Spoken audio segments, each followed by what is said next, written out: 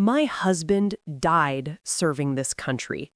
They folded the flag, they played the trumpet, they told me he was a hero. But heroes don't come home. And now my only child, my baby girl, Elowen, is lying in a hospital bed fighting cancer.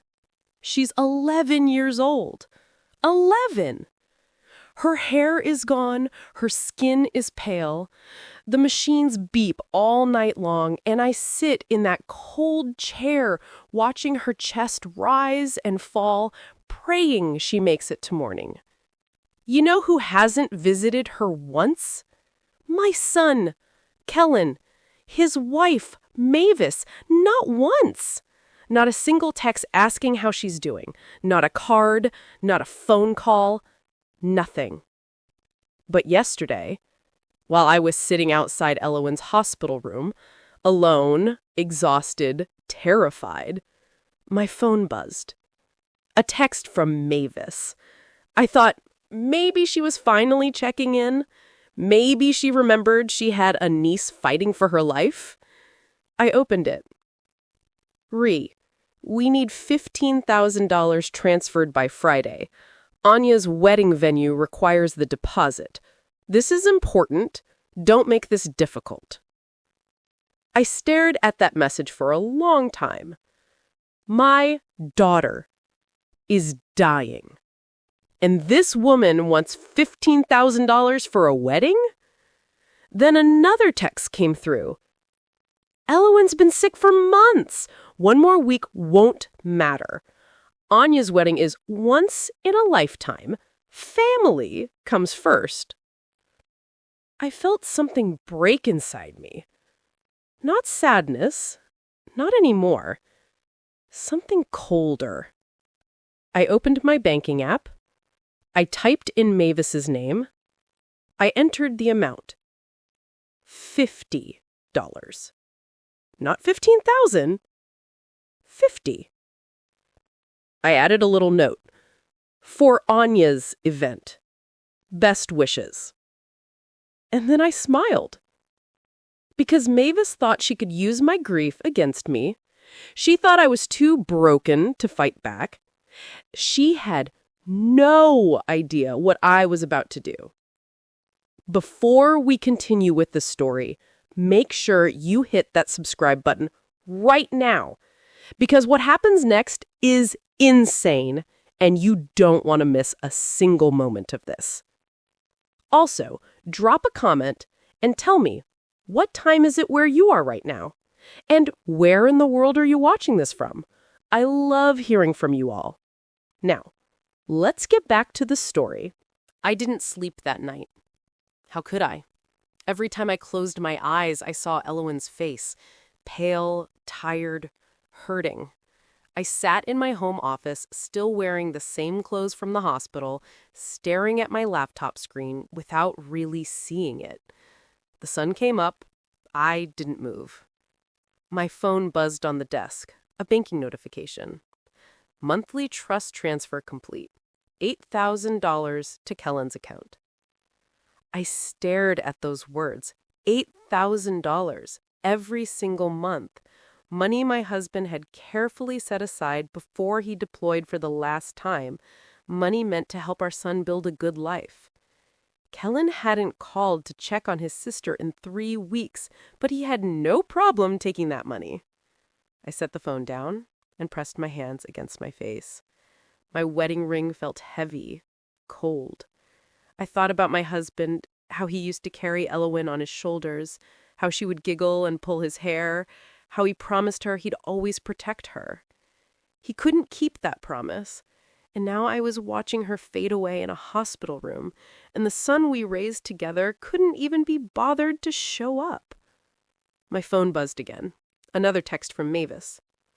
My hands shook as I picked it up.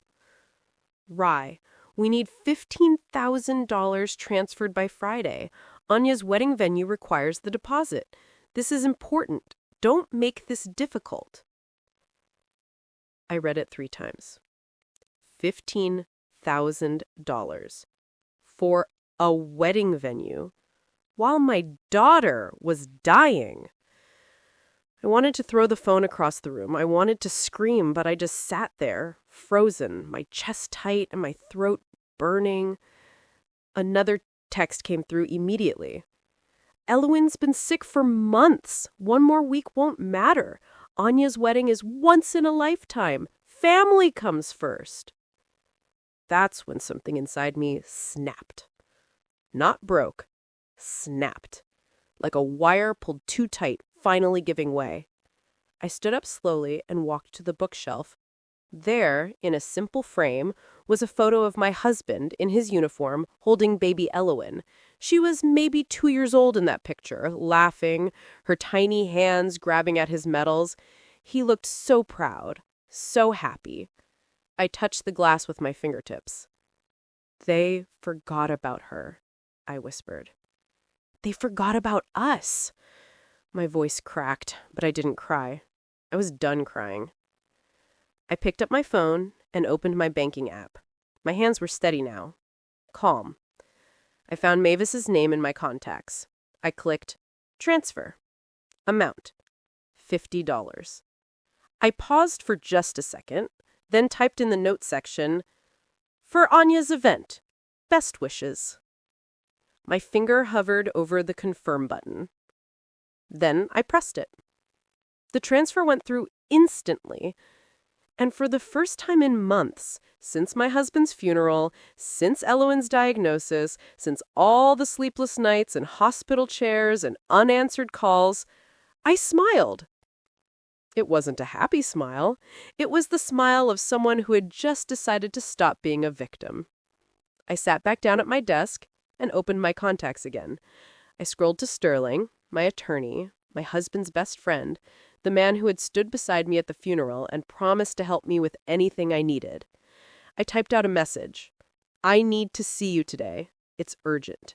Bring the trust documents." His response came back in under a minute. "I'll be there in an hour."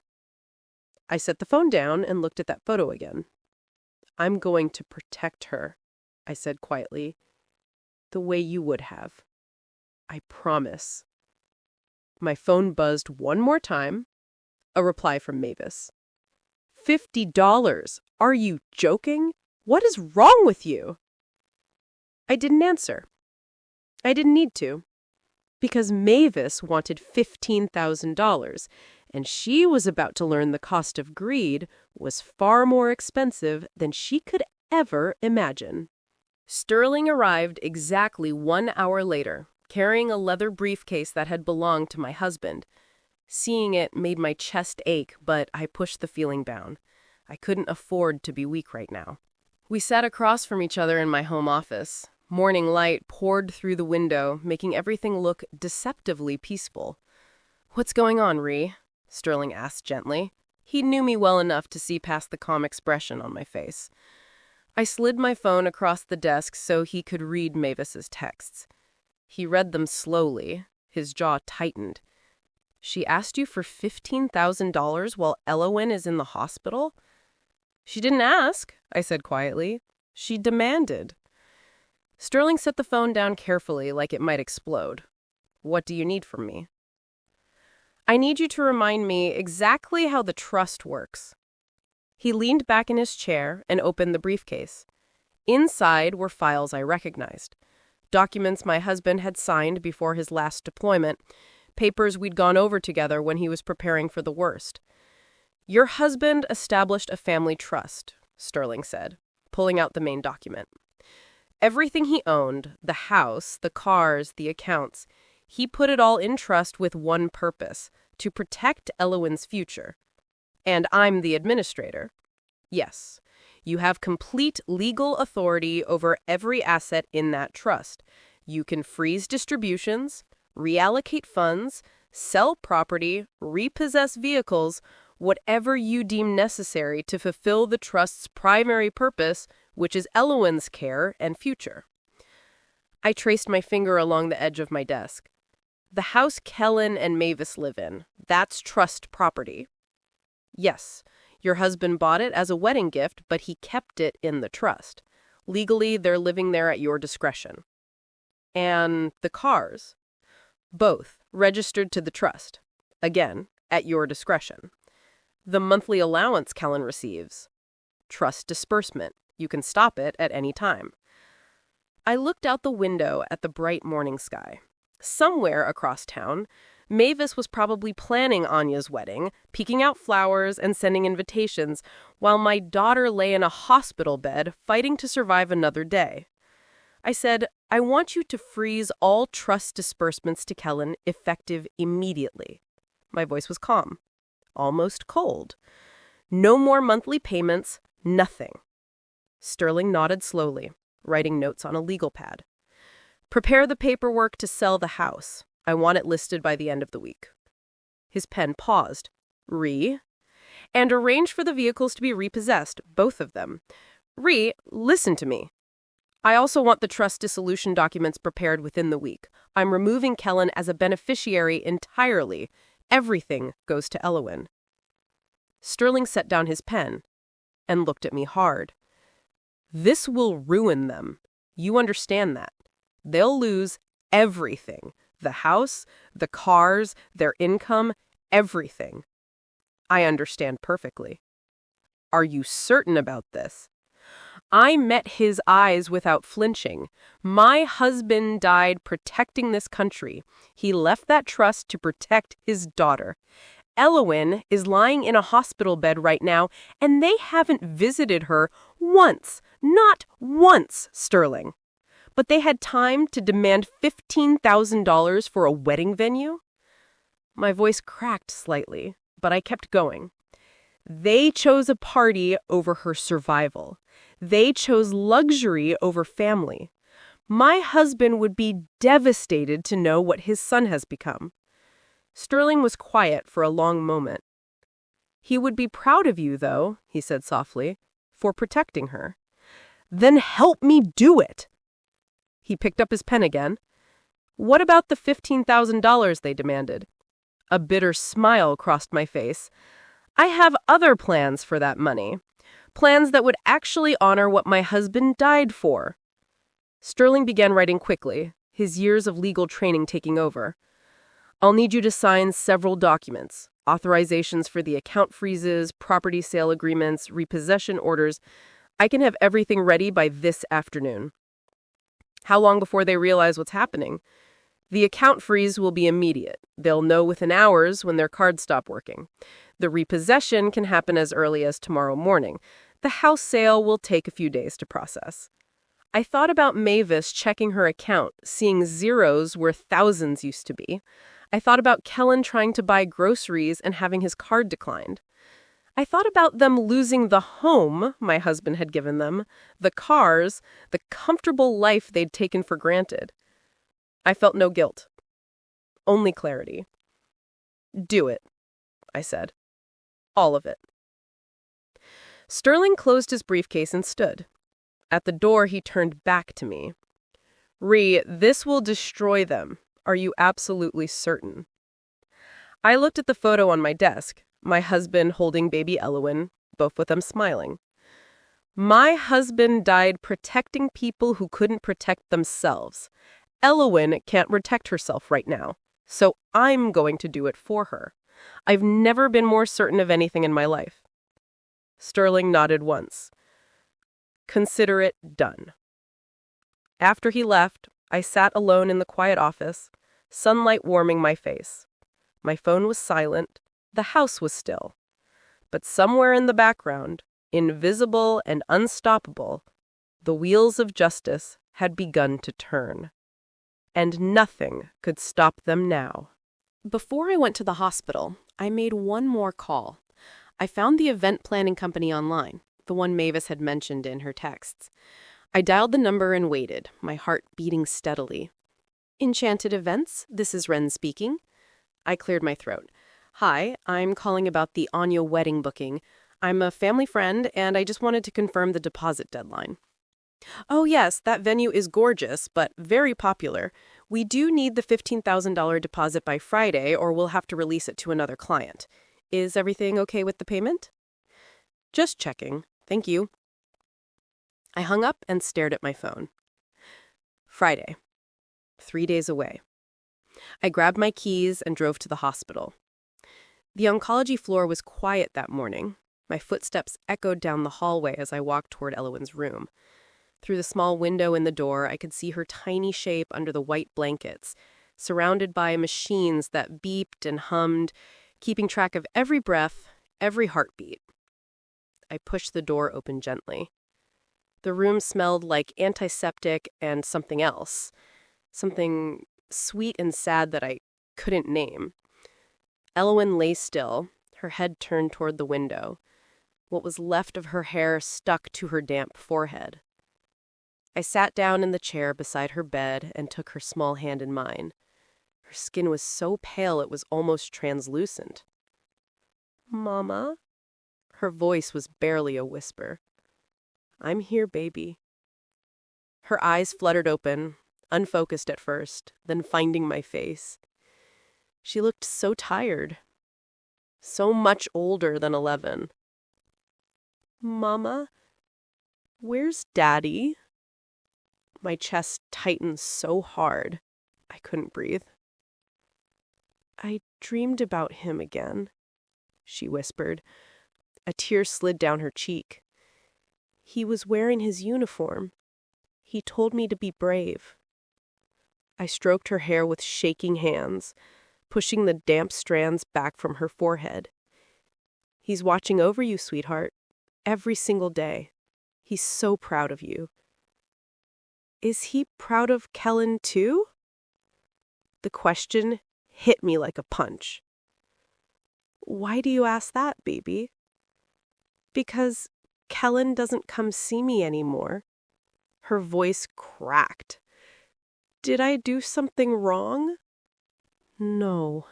I leaned down and kissed her forehead. "No, sweetheart, you didn't do anything wrong. Nothing at all." "Then why doesn't he come?" I couldn't answer that. I didn't have words that would make sense to her, that wouldn't break her heart even more than it already was. "You just focus on getting better, okay? That's all that matters right now." She closed her eyes again, exhausted from just those few words. Her hand went limp in mine. I sat there for another hour, watching her breathe, counting each rise and fall of her chest like a prayer. When I finally left, I drove home with tears streaming down my face. Back in my office, I wiped my eyes and opened my laptop. My hands were steadier now, fueled by something deeper than anger. Purpose. I typed Children's Cancer Foundation into the search bar and clicked on their website.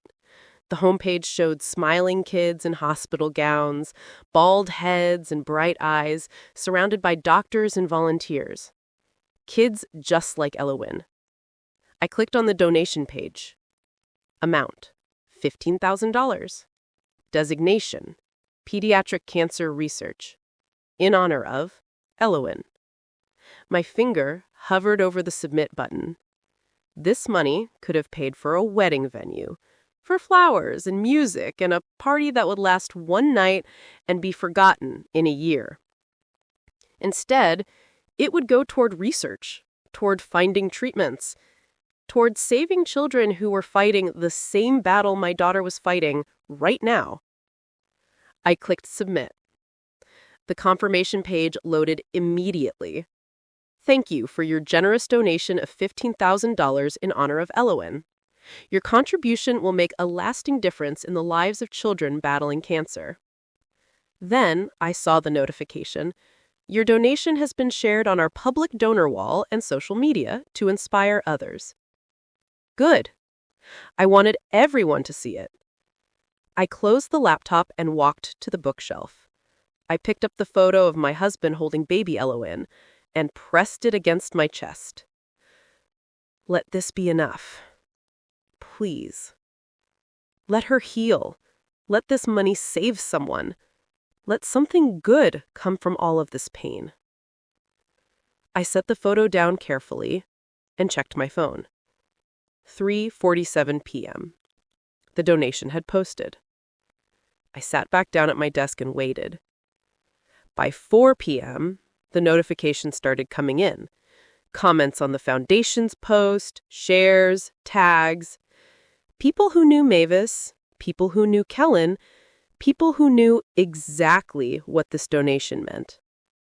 Mavis stood in the boutique holding 3 shopping bags, her credit card extended toward the cashier. "I'm sorry, ma'am," the young woman said quietly. "It's been declined."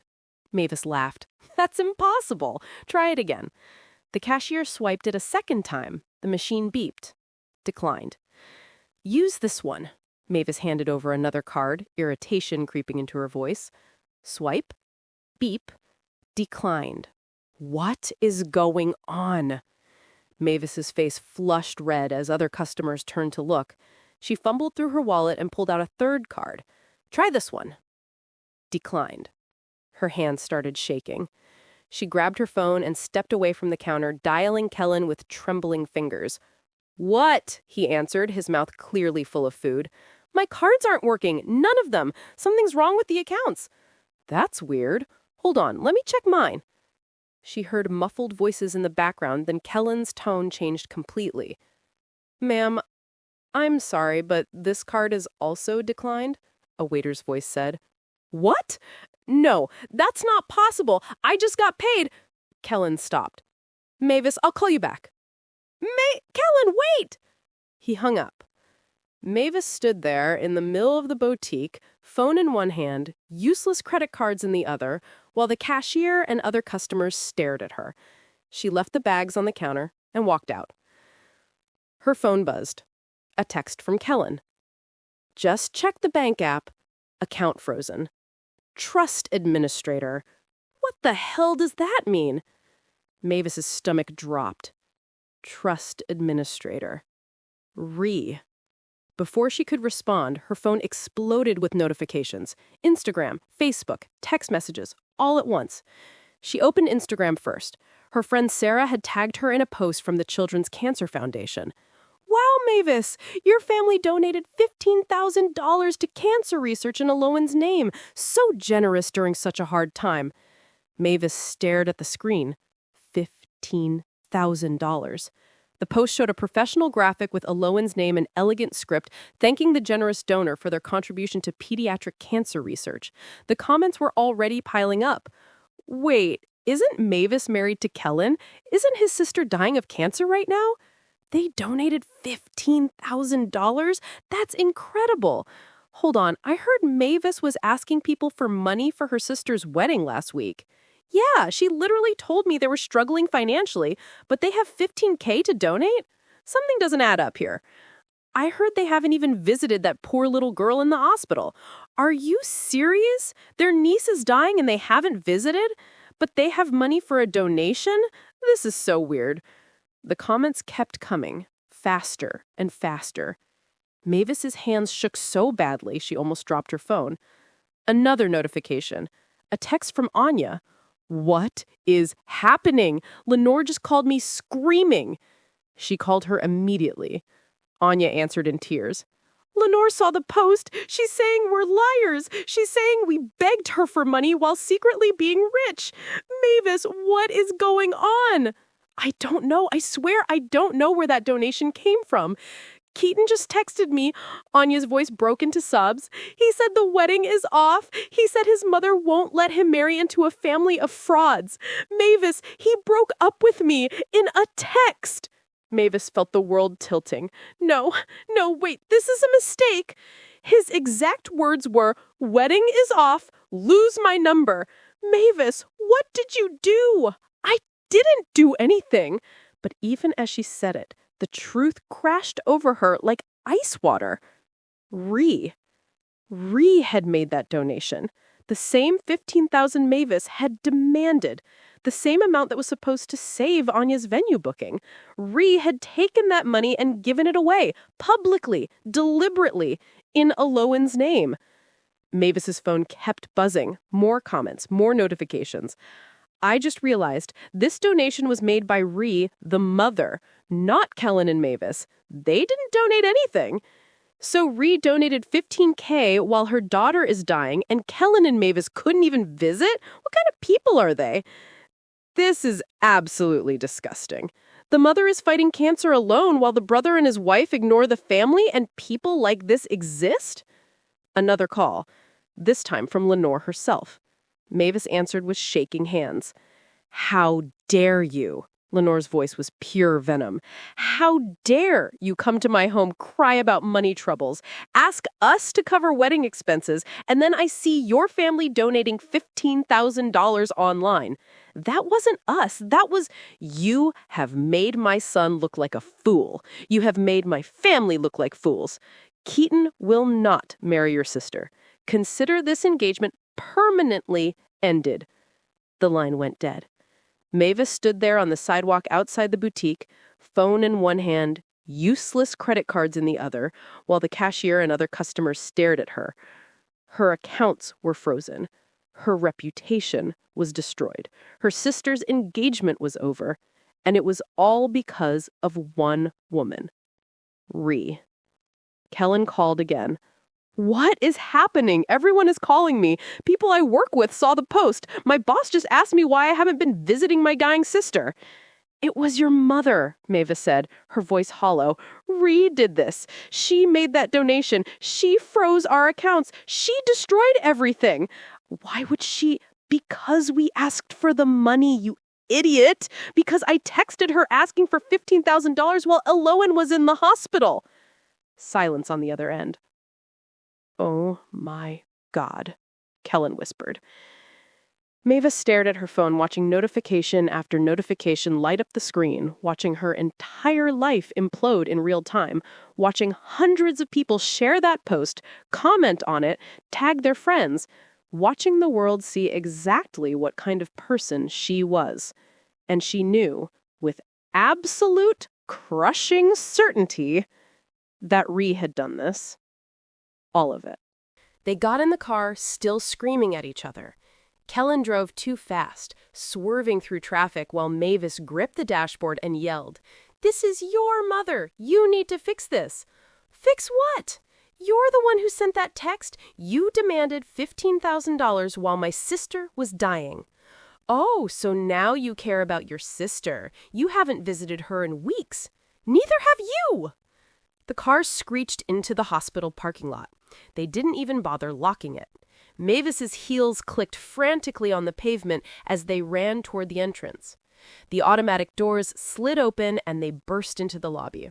A few visitors looked up, startled. "Where's Rhiannon?" Mavis demanded at the front desk. "We need to see her now." The nurse behind the desk looked up slowly, her eyes narrowing. "Are you family?" "I'm her son, Kellen," said Kellen, breathing hard. "This is my wife. We need to see my mother immediately." The nurse's expression changed. Recognition flickered across her face. "One moment, please." She picked up the phone, her eyes never leaving them. "What are you doing?" Mavis snapped. "Just tell us what floor she's on." "Ma'am, I need you to lower your voice. This is a hospital." "I don't care what this is. That woman destroyed our lives, and we're going to—" The elevator doors across the lobby opened. Ree stepped out. She was wearing the same clothes from yesterday, her hair pulled back in a simple ponytail. She looked tired, small, ordinary. But when her eyes met Kellen's, there was nothing ordinary about her expression. It was ice. "You!" Mavis lunged forward, her voice echoing through the lobby. "You destroyed us! You froze our accounts! You ruined Anya's wedding!" Ree didn't move, didn't flinch. 2 security guards appeared from a side hallway, already moving toward them. "Mom, please." Kellen stepped forward, his hands raised. "Please, we can fix this. We can talk about this. Just unfreeze the accounts and we'll..." "Well, what?" Ree's voice was quiet, calm. It cut through Kellen's pleading like a knife. "You'll visit your sister? You'll care about your dying niece? You'll stop choosing parties over family?"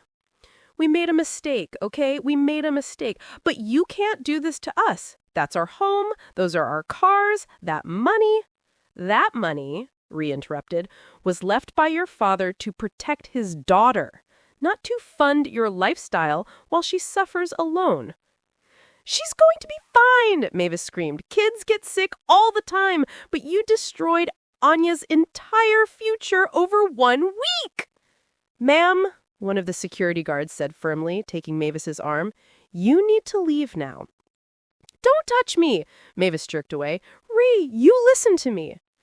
Ree finally looked at Mavis, really looked at her.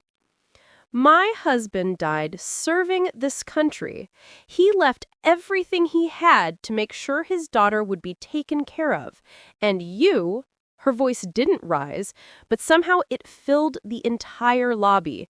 "You texted me demanding money for a wedding venue while she was lying upstairs fighting for her life." "Mom, please," Kellen tried again. "Ma'am," Ree said to the security guards. Her voice was perfectly steady. "These individuals are disturbing the peace. My daughter is gravely ill and needs quiet. Remove them from the building immediately." "You can't do this," Mavis shrieked as the guards took both her arms. "We have a right to be here," Kellen struggled as the second guard grabbed him. "She's my sister." "You gave up that right when you chose not to visit her," Ree said simply. The guards began pulling them toward the doors. "You're going to regret this," Mavis shrieked, her voice raw. "We'll sue you. We'll take you to court. You can't just steal from us." Ree stood perfectly still, watching them being dragged backwards through the lobby. "Mom," Kellen broke. "Mom, please, I'm your son." For just a second, one brief second, something flickered in Ree's eyes. Then it was gone. "If you return without permission," one of the guards said loudly as they pushed through the doors, "you will be arrested for trespassing. Do you understand?" The automatic doors slid shut. Through the glass, Ree could see Mavis still screaming, could see Kellen's face crumple, could see them standing in the parking lot, helpless and furious and broken. She watched for exactly 3 seconds. Then she turned around and walked back to the elevator. The nurse behind the desk gave her a small nod. Ree pressed the button for the oncology floor. When the doors closed, she was alone in the elevator. She closed her eyes and took one long, steady breath. Then the doors opened, and she walked down the quiet hallway toward Elowin's room. She had one priority left in this world, and it wasn't them. Ree sat in the chair beside Elowin's bed, holding her daughter's small hand. The machines beeped softly. Elowin's chest rose and fell in steady rhythm, her face peaceful in sleep.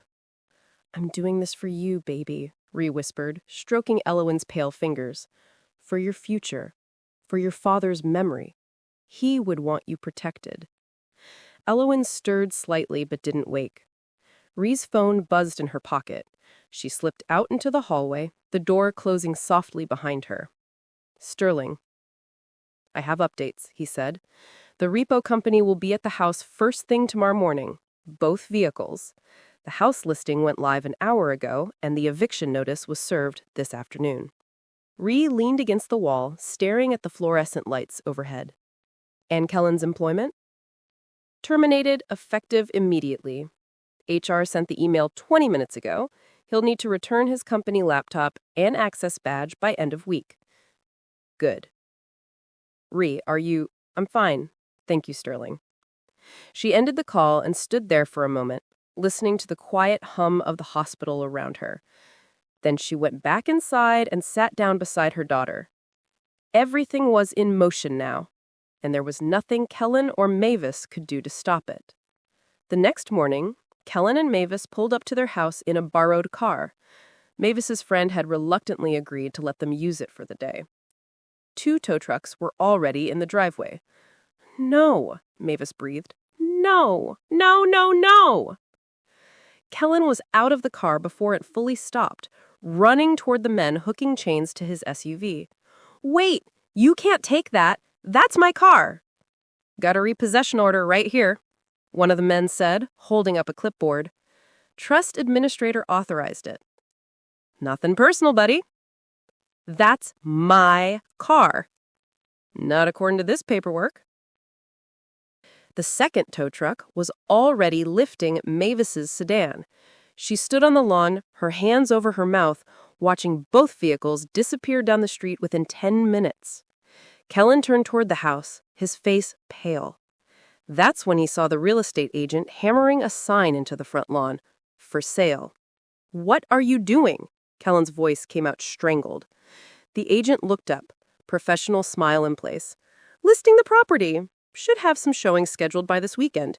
You folks will need to keep it clean for potential buyers." "This is our home." "Not according to the title, sir. Trust property. You should have received an eviction notice yesterday." Mavis made a sound like a wounded animal and collapsed onto the porch steps, her perfect posture finally breaking. She buried her face in her hands and sobbed. Kellen's phone buzzed. Email from HR. Subject: employment termination. Effective immediately. His hands shook as he read it. Terminated. Return all company property. Final paycheck would be mailed. He'd worked at his mother's company for 6 years. 6 years of steady paychecks, of telling people his mother was the CEO, of coasting on her success. Gone. All of it. Gone. "We have to do something," Mavis gasped through tears. "We have to get money. We have to—" She looked up suddenly. "My jewelry! I can sell my jewelry!" She ran inside and came back out with her jewelry box, the one she'd shown off at parties, the one she told everyone contained family heirlooms worth thousands. "Get in the car," she told Kellen, "now." They drove to the pawn shop downtown, Mavis clutching the box like it was a life raft. The shop smelled like old leather and dust. A man with gray hair and reading glasses looked up from behind the counter. "Help you?" Mavis set the box down, opening it with trembling hands. "I need to sell these. They're very valuable." Orrin pulled out a jeweler's loop and picked up the first piece, a diamond bracelet Mavis had worn to every fancy event for 3 years. He examined it under his magnifying light. Then he set it down. "Lady, this is costume jewelry." "What? No, that's—" He picked up another piece, a necklace. Then the earrings, the rings. All of it. Costume jewelry.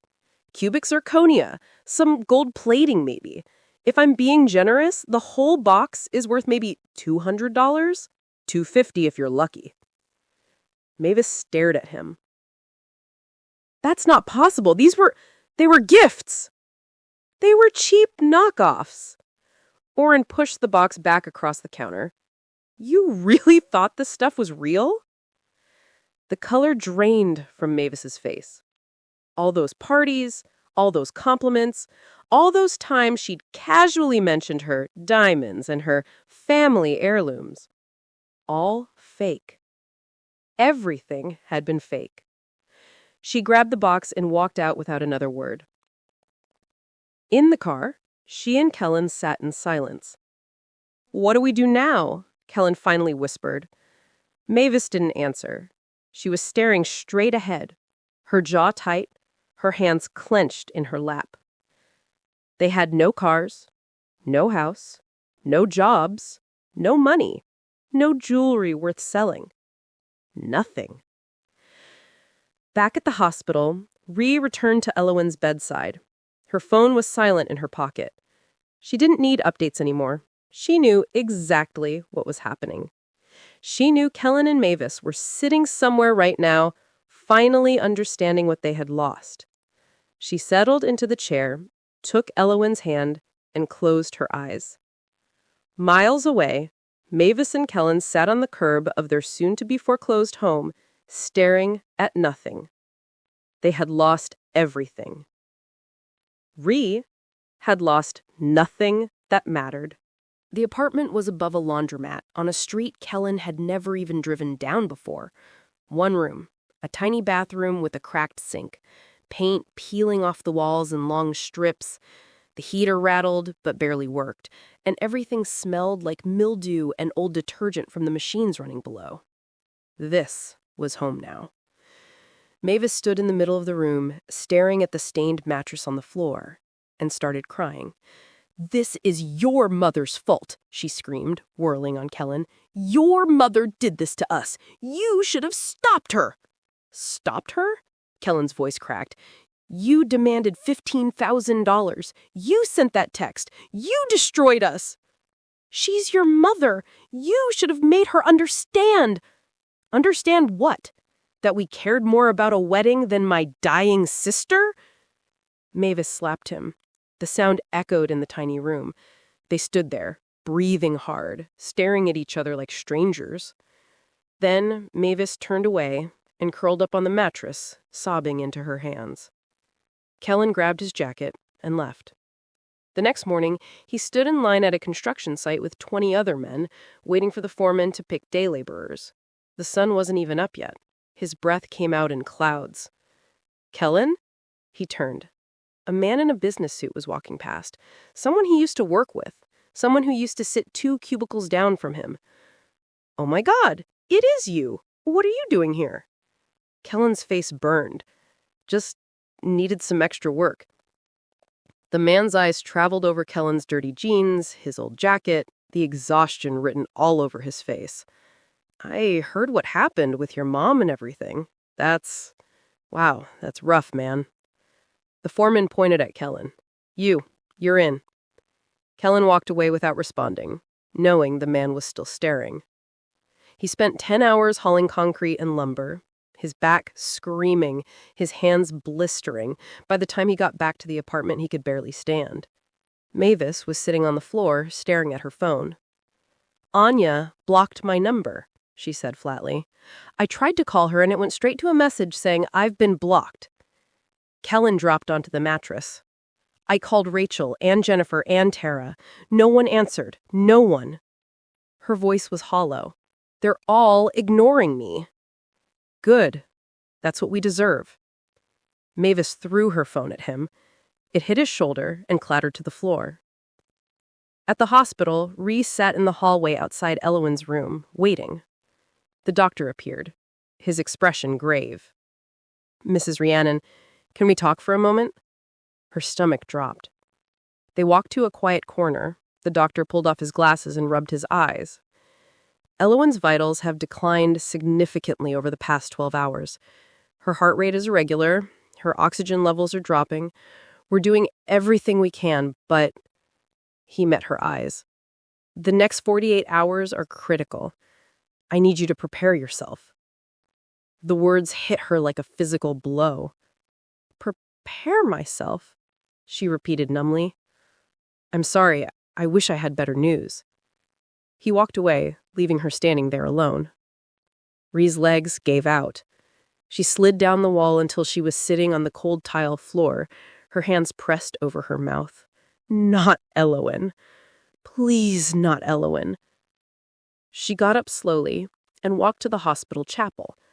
It was empty and dim, just a few rows of chairs and a simple altar. She knelt. And for the first time since her husband's funeral, she broke down completely. "Please," she sobbed, her whole body shaking. "Please, not her. Take anything else. Take everything else, but not her. Please, God, not my baby."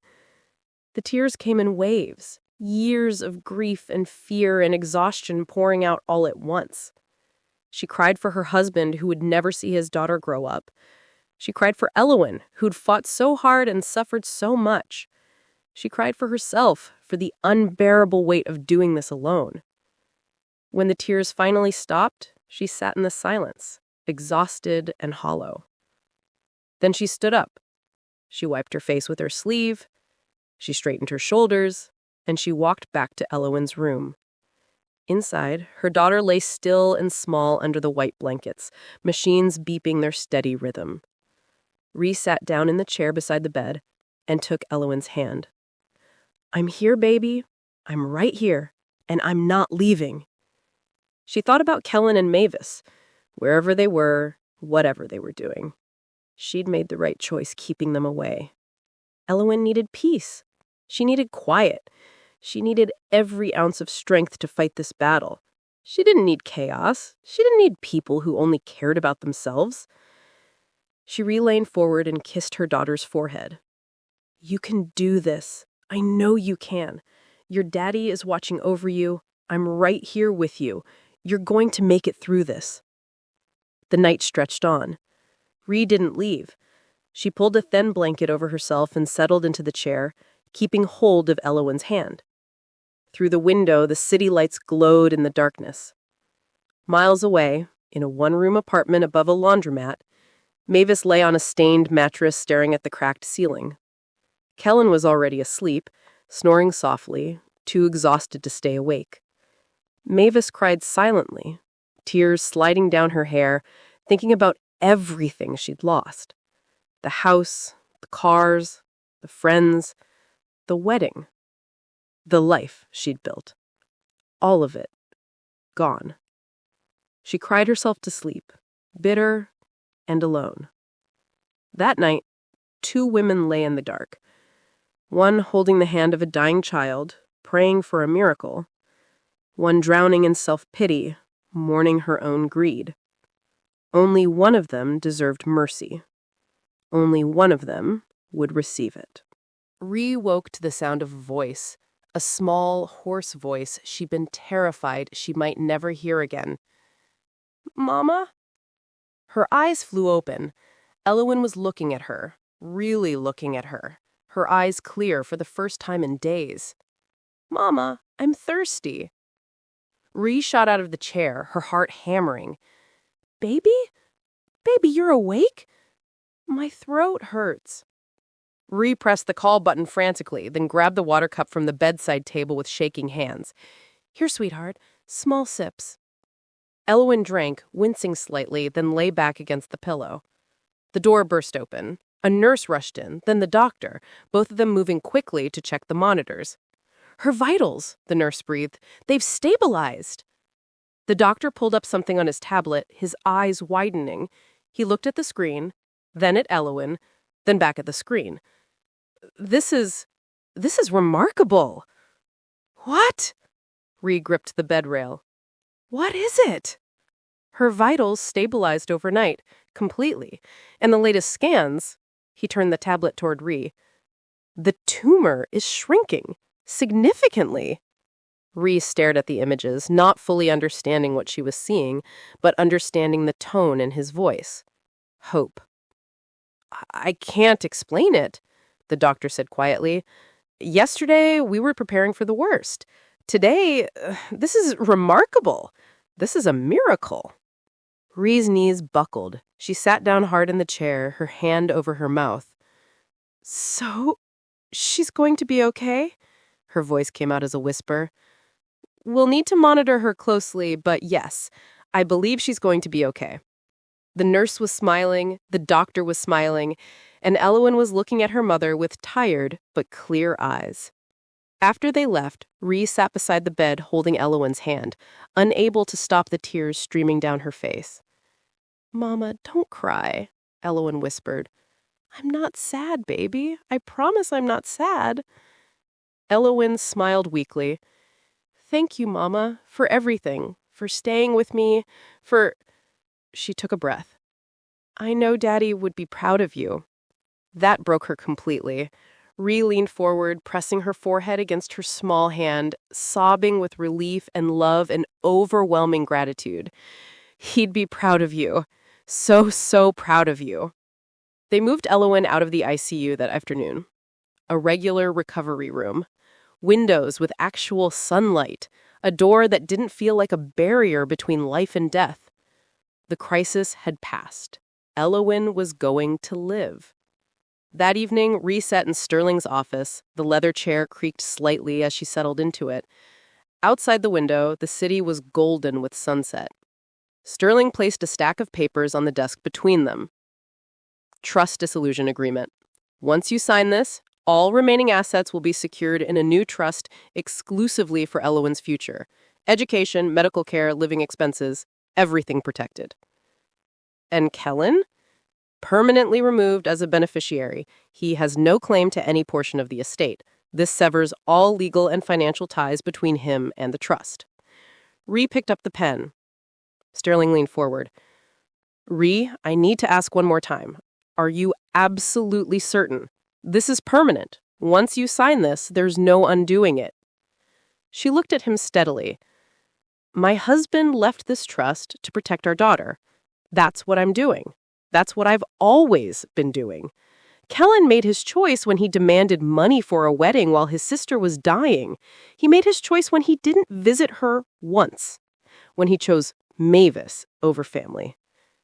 She signed her name on the first page. I'm honoring my husband's memory by protecting what he left behind. Kellen doesn't deserve access to that anymore. She signed the second page, the third, the fourth. Sterling watched quietly, then added his signature as witness. It's done, he said softly. Rhee set down the pen and looked at the documents. All those pages that represented her husband's sacrifice, his love, his final gift to their daughter. Safe now. Protected. Beyond Kellen's reach forever. Thank you, Sterling, for everything. He stood and walked her to the door. How's Elowen? She's going to make it. Rhee's voice cracked. The doctor said it's a miracle. Sterling pulled her into a brief hug. Your husband would be so proud of both of you. Rhee walked out of the office building into the cool evening air. The sky was streaked with pink and orange, the kind of sunset her husband used to stop and point out, making Owen giggle when he'd dramatically declare it the most beautiful sunset in history. She stood on the sidewalk for a moment, breathing it in. Elowen was healing. The trust was secured. Kellen had no claim anymore, no connection, no way back in. The toxic ties were finally, completely severed. For the first time in months, maybe years, Rhee felt light. Not happy, not yet. The grief was still there, the loss of her husband still ached in her chest. But underneath it all was something new. Peace. She pulled out her phone and texted the hospital nurse. I'll be back in an hour. Stay with her, please. Then she got in her car and drove. Windows down, radio playing softly, the sunset painting the world gold. As she pulled into the hospital parking lot, she looked up at the building where her daughter was recovering, where machines were no longer screaming warnings, where the next 48 hours were no longer critical, where life was beginning again. She was finally free to live for the family that mattered, and that family was waiting for her upstairs, asking for another cup of water, probably already complaining about the hospital food. Alive. Safe. Hers. 6 months later, Rhee stood in the lobby of her company's headquarters, wearing a black evening gown she'd bought specifically for tonight. Crystal chandeliers hung from the ceiling. A jazz quartet played softly in the corner. Tables draped in white linen filled the room, surrounded by people in tuxedos and designer dresses. The Children's Cancer Foundation annual gala. And tonight, Rhee was being honored as one of their top donors. Mama, my feet hurt, Elowen whispered beside her. Rhee looked down at her daughter. Really looked at her. Her hair had grown back, dark and thick, falling past her shoulders. Her cheeks had color. Her eyes were bright. She wore a deep blue dress and silver shoes that were apparently already causing problems. We can take them off the second we sit down, Rhee whispered back, squeezing her hand. Promise? Promise. They found their table near the front. Elowen immediately slipped off her shoes under the table and grinned. The evening passed in a blur of speeches and applause. Dinner was served. Awards were presented. And then the director of the foundation stepped up to the microphone.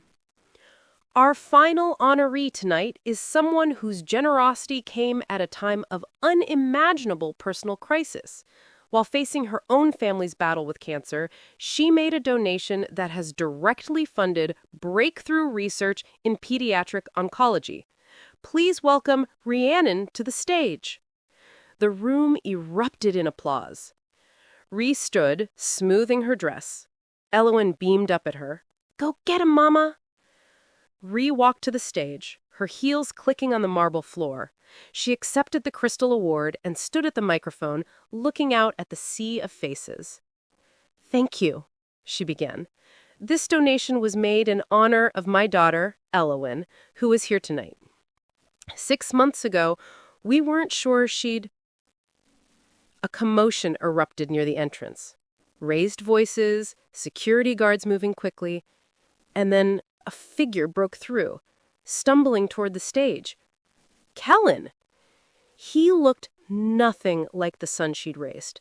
His clothes were filthy and torn. His face was gaunt, covered in stubble. His eyes were wild and desperate. "Mom! Mom, please!" The room went silent. Kellen pushed past a waiter and fell to his knees at the foot of the stage, looking up at her with tears streaming down his face. "Please, I'm begging you. I've lost everything. Mavis left me. I'm living on the streets. I haven't eaten in 2 days. Please, Mom, please." Cameras flashed. Guests whispered. Someone gasped. Ree stood at the microphone looking down at him. For a moment, she saw him as he used to be. A little boy holding his baby sister, a teenager laughing at dinner, a young man in a graduation gown. Then she remembered Elowen lying in that hospital bed, asking why her brother never visited. She remembered the text message demanding $15,000. She remembered choosing between enabling greed and protecting love. Ree's voice came through the microphone, calm and clear. "Excuse me? Who are you?" Kellen's face crumpled. "Mom, it's me!" "Security, please remove this man from the building." "Mom!" Kellen screamed as 2 guards grabbed his arms. "I'm your son! You can't do this to me!" "I don't know who you are, but this is a private event. You need to leave." They dragged him backwards, his shoes scraping across the marble. His sobs echoed through the lobby as they pulled him toward the doors.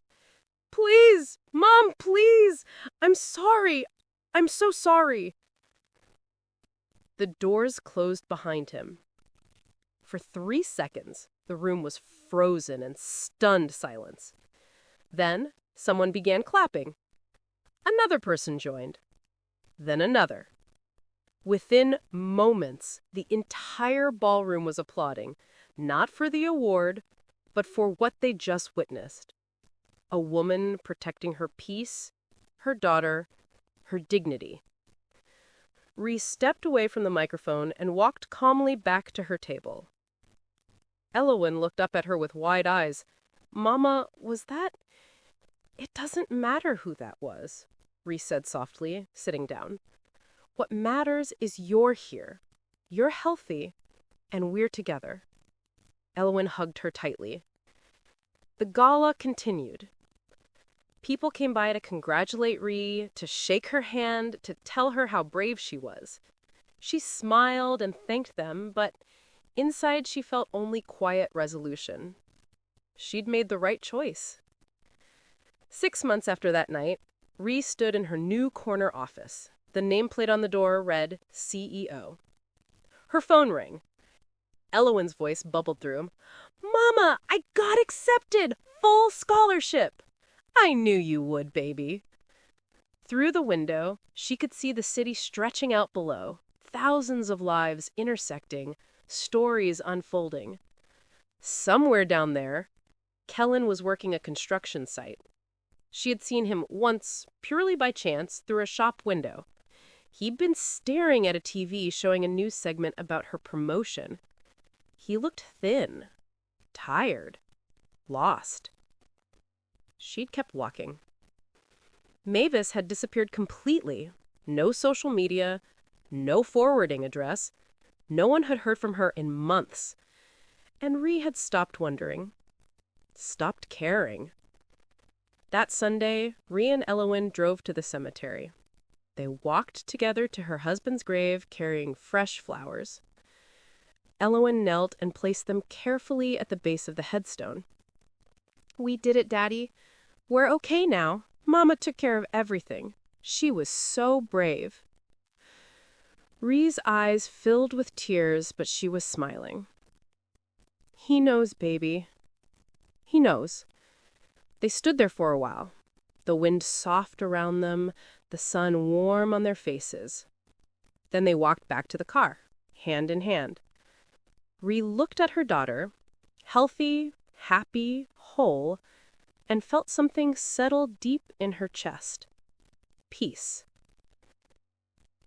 That evening, back in her office, Ree stood at the window as the sun set over the city. Behind her, Elowen was on the phone with a college friend, laughing about dorm room decorations and class schedules. The past was buried. The future was bright. And somewhere out there, the people who had valued money over love had learned the hardest lesson of all. You can't buy back a soul you've sold. Ree smiled, watching the last light fade from the sky, and turned back to her daughter. They were home. Finally. Completely home. So tell me in the comments section, do you think Ree was too harsh, or did Kellen and Mavis get exactly what they deserved? Drop your thoughts in the comments below. I'm reading every single one.